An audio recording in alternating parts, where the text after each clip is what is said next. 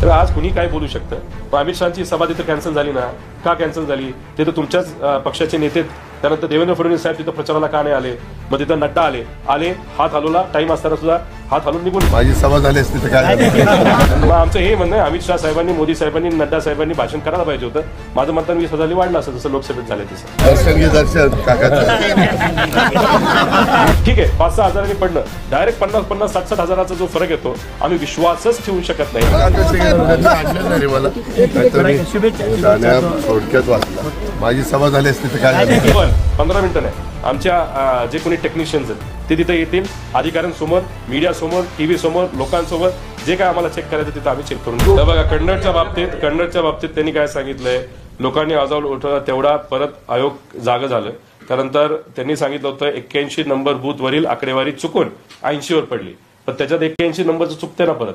मग ते काय म्हणणार, आता 82चं 81ला पडलं, मग परत काय म्हणणार 83चं 81वर पडलं. म्हणजे काहीतरी लॉजिकल सांगितलं पाहिजे, बोलायचं म्हणून बोलून चालत नाही. मग तुम्ही 20 फॉर्म द्या, आम्ही जो मागतोय तो मशीन रिपोर्ट द्या आम्हाला, सगळे तुम्ही व्हिडिओ जे काढले गेले ते सीसीटीव्ही कॅमेरा जे संवेदनशील बूथ होते ते आम्हाला तुम्ही द्या. त्यानंतर मशीनची चिकित्सा करण्याची परवानगी त्या ठिकाणी तुम्ही द्या. पण 15 मिनिटं नाही, आमच्या जे कोणी टेक्निशियन्स आहेत ते तिथे येतील, अधिकाऱ्यांसमोर, मीडिया समोर, टीव्ही समोर, लोकांसमोर जे काय आम्हाला चेक करायचं तिथं आम्ही चेक करून घेऊ. जावं लागेल, कारण काय, ठीक आहे, मी निवडून आलोय, मला तसं टेन्शन नाही.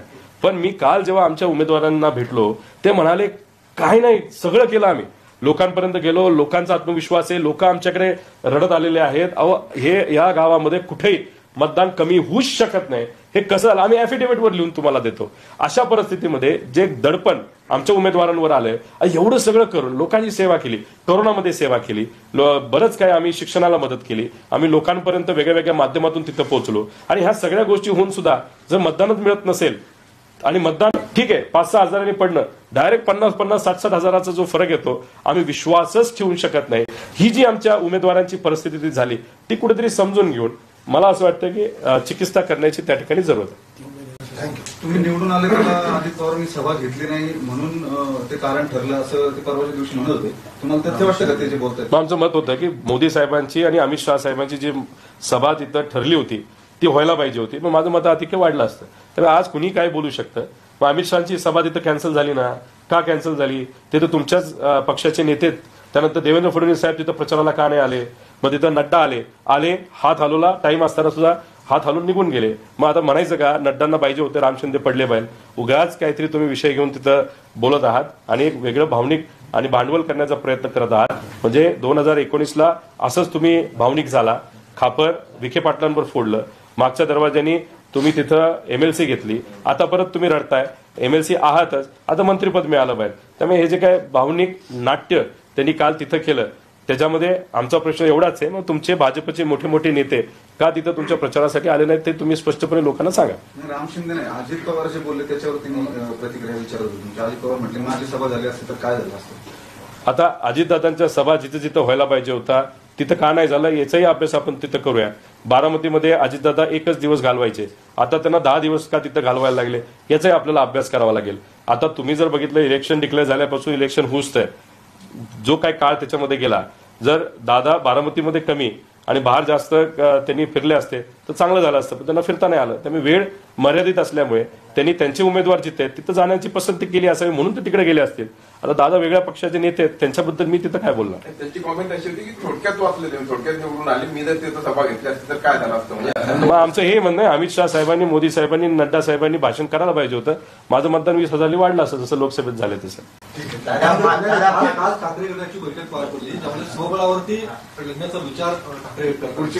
विचार आहे, चर्चा आहे, त्यांचं जेव्हा काही फायनल होईल तेव्हा आपण त्या बाबतीत जास्त स्पष्टपणे बोलून घेऊ.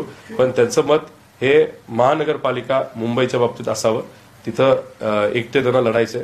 आता उद्या जाऊन असंही ठरू शकतं की ज्या काही स्थानिक स्वराज्य संस्था आहेत त्याचे काही इलेक्शन निवडणूक लागतील ते त्या जिल्ह्याला तिथं असणारे नेते ठरवतील, त्या पद्धतीने तुम्ही तिथं लढलं पाहिजे असाही कदाचित निर्णय घेतला जाऊ शकतो.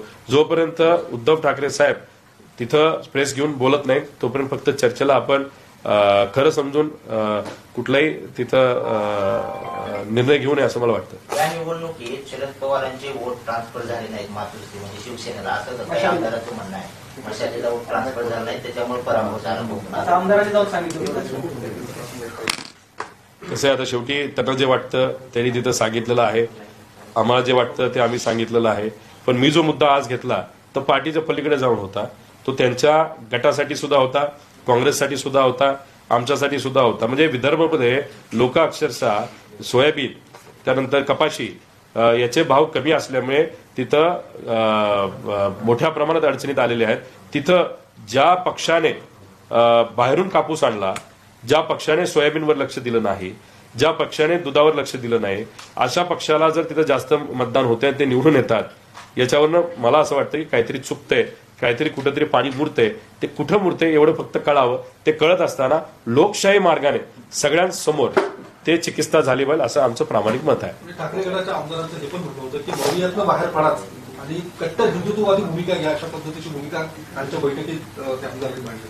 ठीक आहे, आता त्याच्याबद्दल न राऊत साहेबांनी स्पष्टीकरण दिलं, न उद्धव ठाकरे साहेबांनी स्पष्टीकरण दिलं, न आदित्य ठाकरेंनी स्पष्टीकरण दिलं की अशी अशी चर्चा झाली आणि असं आमचं मत आहे आणि मग आम्ही त्याच्यावर ही भूमिका घेत आहोत. फक्त चर्चेतून आपण एखादा निर्णय घेणं हे योग्य नाही. काल आमच्या बैठकीत काय चर्चा झाली ही स्वतः मी तिथं बोलून दाखवतोय आणि त्याच्यात बहुतांश ठिकाणी जे काही कन्फ्युजन आहे नाही तर डाऊट आहे ईव्हीएम मशीनचं, हे मी तिथं आपल्या सगळ्यांसमोर तिथं व्यक्त केलं. ईव्हीएम संदर्भात तुमच्याकडे एवढी चर्चा झाली, त्याचवेळी मग आत्मचिंतन म्हणून बाबा आपल्या काय चुका झाल्या, उदाहरणार्थ अनेक ठिकाणी बंडखोरी आपण थांबवू शकलो नाही, 20 पेक्षा जास्त ठिकाणी बहुधा तुमच्या मैत्रीपूर्ण लढती महिवामध्येच झालेल्या आहेत. नाना पटोले आणि उद्धव ठाकरे यांच्या संदर्भात तो मुख्यमंत्री पदावरचा विषय किंवा तो संघर्ष, ह्या सगळ्या गोष्टींवरती कधी तुम्ही चिंतन करणार नाहीत का? तर बघा, याच्यावर चिंतन करायचं झालं तर 57 ठिकाणी महायुतीमध्ये बंडखोरी झाली होती, त्याचा प्रभाव त्यांना तिथं मात्र आला नाही. आणि आम्हाला जर तुम्ही बघितलं तर बंडखोरीचा खूप इम्पॅक्ट तिथं आलाय असं नाही, पण आम्हाला जे ट्रॅम्पेट नावाचं चिन्ह आहे त्याचा खूप मोठा इम्पॅक्ट आलाय. 11 ठिकाणी आमचे उमेदवार तिथं पडलेले आहेत, त्यामुळे त्याचा तर आम्ही अभ्यास पूर्वीपासून केलेला आहे. दुर्दैव असं यंदा सुद्धा 11 ठिकाणी आम्हाला फटका बसलेला आहे. लोकांपर्यंत जाऊन सुद्धा माझ्याच मतदारसंघामध्ये रोहित पवार नावाचा एक डमी उमेदवार जो उभा केला होता त्याला ट्रॅम्पेट दिलं होतं, 3,500 मतं त्यांनी खाल्ली. त्याच्याबरोबर इतर ठिकाणी सुद्धा 11 उमेदवार आमचे त्याच्यामुळे तिथं पडले, त्याच्यावर चर्चा झाली. त्याच्याच बरोबर जे काही ओबीसी मराठा हा जो वाद या महाराष्ट्रामध्ये मुद्दामून काही सत्तेत असलेल्या लोकांनी निर्माण केला आणि त्याच्यावर एक वेगळ्या पद्धतीचं राजकारण झालं, त्याच्यामुळे सुद्धा मोठ्या प्रमाणात फरक झालेला जाणवतोय. हिंदू मुस्लिम करण्याचा प्रयत्न, कटेंगे बटेंगे, ह्याचाही तिथे इम्पॅक्ट आहे. पण आणि लाडकी बहीण योजनेचा, आता ह्या सगळ्या गोष्टी घेतल्या तर ते 4 ते 5% येऊ शकतं प्लस मायनस. पण आमचं मत असं आहे की एवढा मोठा जो इतर ठिकाणी फरक झालाय, आता अशोक बापूंसारखा उमेदवार पडला पण 5,000 पडला तर आम्ही म्हणलो असतो की ठीक आहे, तो जो इम्पॅक्ट आम्ही गृहीत धरतोय तो त्याच्यामुळे डायरेक्ट 74,000 पडणं हे थोडंसं आम्हाला मान्य होत नाही. तुम्ही जर भोसरीमध्ये गेलात तर तिथं कुठलेही सर्वे तुम्ही बघा, त्याच्यामध्ये सकारात्मक सर्वे येत होते, तर डायरेक्ट 50,000चा फरक, म्हणजे तिथं 1 लाखाली मतदान वाढतं आणि आमचा उमेदवार 50,000 पडतो. तसंच तिथं इतरही मतदारसंघ आपण जर घेतले तिथं त्याच बाबतीत काही घोळ झालेला आहे. त्यामुळे मला काय म्हणायचं आहे की आम्ही सगळ्यांवर चर्चा केली, सगळ्या गोष्टी इतर गोष्टी आमच्या हातात आहेत. जी गोष्टी आमच्या हातात नाही ते ईव्हीएम. आता ईव्हीएम आमच्या हातात असलं असतं तर ते सुद्धा आम्ही टीव्ही समोर बोललो नसतो, तुमच्यापर्यंत आलो नसतो. पण ही गोष्ट इलेक्शन कमिशनच्या हातामध्ये आहे. त्यामुळे आता आम्ही तुमच्या माध्यमातून लोकांपर्यंत पोहोचतोय, लोकांकडनं सुद्धा मुवमेंट झाली पाहिजे. नाही तर 2029ला जेव्हा इलेक्शन होईल, कुणीही सामान्य कुटुंबातून एखादा व्यक्ती इलेक्शनला उभा राहू शकत नाही, अशी आजची परिस्थिती आहे. आणि जर सामान्य कुटुंबातल्या लोकांना इलेक्शनसाठी उभं राहायचं असेल तर आजच या लढ्यामध्ये सगळ्यांनी सहभाग घ्यावा. आणि आम्ही लढीचं डाव नाही, जो निकाल आहे तसाच ठेवा. आमचं काही मत नाही, फक्त आमचं मत आहे की चिकित्सा मशीनची, आम्ही सांगेल त्या मशीनची लोकांसमोर तिथं झाली पाहिजे आणि लोकांसमोर खरं काय हे आलं पाहिजे.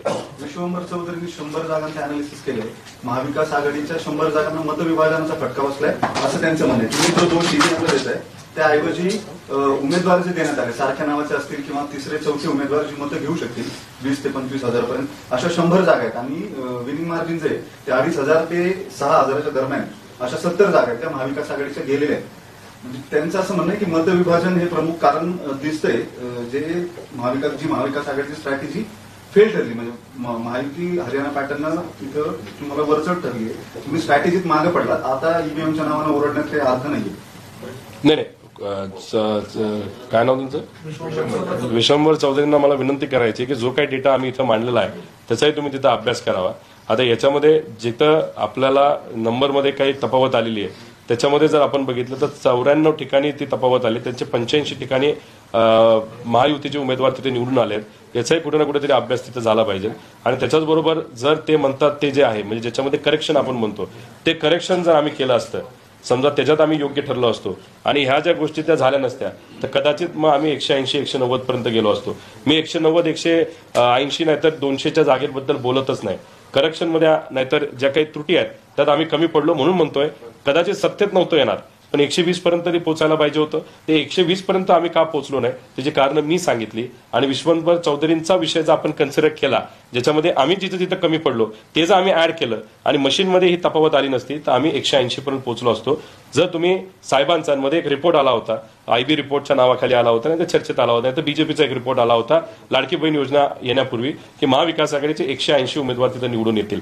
आता विषय एवढा आहे की त्यांचं आणि माझं मत एकत्रित केलं, माझं करेक्शन त्यांचं करेक्शन जर आपण केलं तर आमचा आकडा 190च्या आसपास जातोय. 190चा विषय नाही, आमचा विषय 120 25 30 37चा विषय आहे. त्या विषयावर जसं बॅलेट पेपरवर जे दिसतंय 137 त्याच्या आसपास आमचे उमेदवार यायला पाहिजे होते. आणि मग आमचे 137 त्यांचे 140च्या आसपास खेळ हा सर्व अपक्ष उमेदवार जे उभे राहिले त्याच्यावर तो आला असता, जी चर्चा झाली होती. आणि त्याच्यावर जर तुम्ही बघितलं तर बीजेपी पासून सगळ्या लोकांनी म्हणजे आम्ही सुद्धा आणि अनेक इतरांनी इंडिव्हिज्युअल म्हणजे जे अपक्ष कॅन्डिडेट त्यांना फोन केले होते, त्यांना बोलवण्यात आलं होतं, चर्चा सुद्धा तिथं सुरू झाली होती. पण जो निकाल लागला तो कोणालाच हा न पचणारा निकाल लागला. आमचं मत तुम्ही आकडेवारी बदलू नका, 50लाच आम्हाला ठेवा, पण जे काही डाऊट सामान्य लोकांमध्ये आणि कार्यकर्त्यांमध्ये आलेलं आहे ते मात्र पारदर्शक पद्धतीने हे कुठेतरी लोकांसमोर क्लिअर झालं पाहिजे. नाही तर येणाऱ्या कुठल्याही निवडणूकमध्ये लढत असताना डाऊट जर डोक्यात राहिलं तर लोकशाही जिवंत राहणार नाही. लोकसभेला पश्चिम बंगाल, कर्नाटक आणि महाराष्ट्र ही 3 मोठी राज्य होती ज्याचा मोठा आकडा हा लोकसभेसाठी महत्वाचा असतो. त्यावेळी तुमच्या मनात शंका काय? दादा तुम्हाला हेच सांगितलं मी की त्यावेळेस जे मतं इन्क्रीज झाले त्या इन्क्रीजमध्ये परत एकदा आपल्याला मी सांगतो त्याच्यामध्ये जो आकडा वाढला 2014 पार्लमेंटमध्ये 4,87,00,000 मतदार होते. 2014 असेंब्लीमध्ये विधानसभेमध्ये 5,24,00,000 होते, 37 लाख वाढले. 19ला पार्लमेंट म्हणजे लोकसभेला 5,40,00,000 आले. 19 असेंब्लीला 5,51,00,000 म्हणजे 10 लाख वाढले. त्यानंतर 19ला जे असेंब्ली झालं त्याच्यामध्ये 5,51,00,000 मतदान झालं. आता असेंब्ली 2024 म्हणजे आम्ही जी लढलो 6,95,00,000 गेलं. आता आम्ही डाऊट का घेत नाही, 2019ला असेंब्ली म्हणजे मी ज्याच्यात गेल्या वेळेस आमदार झालो होतो त्याच्यात आणि ज्याच्यामध्ये गेल्या वेळेस म्हणजे 31 खासदार आमचे निवडून आले त्याच्यात 5,71,00,000 20 लाख फक्त मतदान वाढलेलं आहे. 20 लाख. आता प्रश्न असा आहे की पार्लमेंट 6 महिन्यापूर्वी झाली आणि आता असेंब्ली आता आम्ही जी लढलो त्यात 74 लाख मतदान वाढलेलं आहे. त्यामुळे हा आकडा जो 20 लाखाच्या आसपास नाही तर 10 लाख नाही तर नेहमी दरवर्षी हा 5 लाखाला वाढतो ह्याच्या आसपास असला असता तर आम्ही तुम्हाला बोललोच नव्हतो, चर्चा केलीच नसती. 74 लाख मतदान मोबिलाईज करायला आपल्याला किती गाड्या लागतील? 40,000 मतदान माझ्या मतदारसंघामध्ये समजा वाढले तेवढं मतदान मोबिलाईज करायला 11,000 गाड्या लागल्या असत्या. बसेस घेतल्या असत्या तर 5,000 बसेस लागल्या असत्या.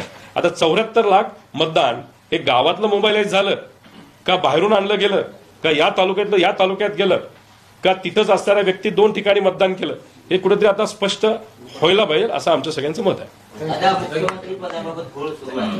एकनाथ शिंदे मुख्यमंत्री होणार नाही. नाही आकडे जर बघितले तर भाजपचा आकडा अशा पद्धतीने आलेला आहे की एकनाथ शिंदे साहेबांनी खूप वेळ घालवला तर दादा आणि बीजेपी मिळून सत्ता स्थापन करू शकतं. दादांनी वेळ घालवला तर बीजेपी आणि एकनाथ शिंदे साहेब तिथं सत्ता स्थापन करू शकतं. त्यामुळे आता बरंच काही दिवस या गोष्टी चालतील असं नाही. खरं तर पहिल्याच दिवशी या गोष्टी व्हायला पाहिजे होत्या. उगाच रटाळ पद्धतीने खेचाखेची सुरू आहे. सगळ्यांना माहिती काय होणार आहे. भाजपचंच तिथं मुख्यमंत्री पद येऊ शकतं. फक्त दाखवण्यासाठी कदाचित एकनाथ शिंदे साहेबांना 1 वर्ष दिलं जाऊ शकतं, नाहीतर 5च्या 5 वर्ष मुख्यमंत्री हे भाजपचेच राहतील. आणि जर भाजपने सांगितलं 2.5 तर 2.5 वर्ष होईल. 2.5 वर्ष झाल्यावर पुढचे 2.5 वर्ष भाजपच राहील. दिलं तर चांगली गोष्ट आहे. आम्ही सुद्धा त्या गोष्टीचं स्वागत करू, अभिनंदन करू. पण भाजपला तुम्ही चांगल्या पद्धतीने जर ओळखत असाल तर भाजप सहजपणे अजितदादांना मुख्यमंत्री बनवतील असं नाही, एकनाथ शिंदे साहेबांना सुद्धा बनवणार नाही. पण गेले 2.5-3 वर्ष एकनाथ शिंदे साहेब असल्यामुळे आता एकनाथ शिंदे साहेबांना मागण्याचा अधिकार आहे, म्हणून फक्त ते थोडंसं पुढं मागे करत आहेत. जर त्यांना गेल्या 2.5-3 वर्षात मिळालं नसतं तर मग एकनाथ शिंदे साहेबांनी सुद्धा मागितलं नसतं. त्यामुळे शेवटी भाजपला ताकद खूप मोठी मिळालेली आहे. मुख्यमंत्री हा भाजपचाच झाला तर होईल, फक्त कोण होईल, देवेंद्र फडणवीस साहेब होतील का आपल्या महाराष्ट्रातलाच एक भाजपचा नेता जो 2019ला त्याला तिकीट नाही मिळालं, तो केंद्रात जाऊन त्यांनी चांगलं काम केलं, अशा व्यक्तीला दिलं जाईल हे मात्र सांगता येणार नाही. बावनकुळे असं म्हणतात की उरलेले आमदार पण आमच्याकडे येतील, जे राष्ट्रवादीचे असतील, शिवसेनेचे असतील. आल्यानंतर त्या बाबतीत चर्चा करू. पालकमंत्रीपदाबाबत आता म्हणजे वादविवाद सुरू झालेत, म्हणजे आधी मुख्यमंत्री ठरलं ना, आता पालकमंत्री नाशिक, पुणे जे महत्वाचे रायगड येतात त्यांच्यात वाद सुरू आहेत, महायुतीत खिचडी झाली असं वाटतं नाही. आता शेवटी तो त्यांचा अधिकार आहे, त्यांना मॅन्डेट तसं मिळाले, कसं मिळालं हा प्रश्न वेगळा, पण मिळाला असेल तर त्यांना कोणाला द्यायचं तर ते. आता गेल्या वेळेस पण बऱ्याच लोकांनी कोट बीट जॅकेट शिवून ठेवलं होतं, त्यांना मिळालं नव्हतं, तर त्यांचा अधिकार पहिला असावा. त्यामुळे थोडंसं वादविवाद होतील, बरीच काही चर्चा आपल्या टीव्हीवर बघायला मिळेल. जे काही आपण सोप ऑपरा ज्याला म्हणतो, नाहीतर जे काही पारंपरिक आपण चॅनल्स तिथं बघतो ते जरा काही दिवस बंद करून फक्त न्यूज चॅनल जरी बघितले तरी आपल्याला एंटरटेनमेंट पुढचे बरेच दिवस बघायला मिळेल असं मला वाटतं. उपमुख्यमंत्री अजित पवार यांनी विधानसभा निवडणुकीत घवघवीत यश मिळवल्यानंतर कराड येथे जाऊन महाराष्ट्राचे दिवंगत मुख्यमंत्री यशवंतराव चव्हाण यांच्या स्मृतीस्थळी जाऊन त्यांना अभिवादन केलंय. यावेळी अजित पवार यांची प्रीती संगमावर असताना आमदार रोहित पवारांशी भेट झाली. यावेळी रोहित पवार यांच्या पाया पडले. त्यानंतर अजित पवार रोहित पवारांना शहाण्या, थोडक्यात वाचलास असं म्हणाले. दरम्यान अजित पवारांनी कर्जत जामखेडमध्ये राम शिंदे यांच्या प्रचारार्थ सभा घेतली असती, एखाद्या सभेला संबोधित केलं असतं किंवा प्रचार केला असता तर रोहित पवार पराभूत झाले असते असं स्वतः राम शिंदे म्हणाले होते. यावर रोहित पवार म्हणाले की कदाचित उलटा निकाल लागला असता, मात्र अजित पवार बारामतीत अडकून पडले होते. कर्जत जामखेड विधानसभा मतदारसंघात राष्ट्रवादी काँग्रेस पार्टी शरदचंद्र पवार पक्षाचे उमेदवार रोहित पवार यांनी भाजपा उमेदवार राम शिंदे यांचा 1243 मतांनी पराभव केलाय. रोहित पवारांना 1,27,676 मतं मिळाली तर राम शिंदे यांना 1,26,443 मतं मिळाली. या पराभवानंतर राम शिंदे यांनी अजित पवारांवर टीका केली आहे. दरम्यान अजित पवारांना भेटल्यावर व त्यांनी केलेल्या टिप्पणीवर रोहित पवार यांनी सूचक वक्तव्य केलंय. ते म्हणाले ते माझे काका आहेत म्हणून मी त्यांच्या पाया पडलो. आता जरी आमच्या विचारांमध्ये भिन्नता असली तरी घरातील ज्येष्ठांच्या पाया पडणं ही आपली संस्कृती आहे. अजित पवार हे आमच्या घरातील वडीलधारे आहेत. 2019च्या निवडणुकीवेळी त्यांनी मला खूप मदत केली होती, तसेच ते माझे काका देखील आहेत. त्यामुळे मी त्यांच्या पाया पडणं ही आपली जबाबदारी आहे. तसेच ही दिवंगत यशवंतराव चव्हाण यांची भूमी आहे, हे त्यांचं स्मृतीस्थळ आहे. इथे भेदभाव करून चालणार नाही. आपण आपली संस्कृती जोपासलीच पाहिजे आणि आम्ही तरी ती जोपासतो आहे. मी त्यानुसार अजित पवार यांना भेटल्यानंतर त्यांच्या पाया पडलो असं रोहित पवार म्हणाले. दरम्यान महाराष्ट्र विधानसभा निवडणुकीत महायुतीला भरघोस यश मिळालंय. वाढलेल्या मतदाराचा फायदा महायुतीला झाल्याचं दिसून आलं, पण या वाढलेल्या मतदानावर विरोधकांकडून संशय व्यक्त केलाय. बॅलेट पेपर आणि ईव्हीएम मशीन यामध्ये 13% फरक दिसतोय. मतदारांच्या संख्येत मोठी वाढ झाली आहे. ही मोठी वाढ झाली त्यासाठी गाड्या लागल्या असत्या, लोकांची गर्दी दिसली असती असं रोहित पवार यांनी म्हटलंय. त्यामुळे ईव्हीएम मशीनचं सर्वांसमोर पोस्टमॉर्टम करा अशी मागणी रोहित पवार यांनी केली आहे. आता यावर तुम्हाला काय वाटतं? तुमचं मत कमेंट बॉक्समध्ये लिहायला अजिबात विसरू नका. व्हिडिओ आवडला असेल तर जास्तीत जास्त शेअर करा. आणि आतापर्यंत मराठी जनता आपण आपल्या या चॅनलला सबस्क्राईब जर केलेलं नसेल तर चॅनलला सबस्क्राईब करा.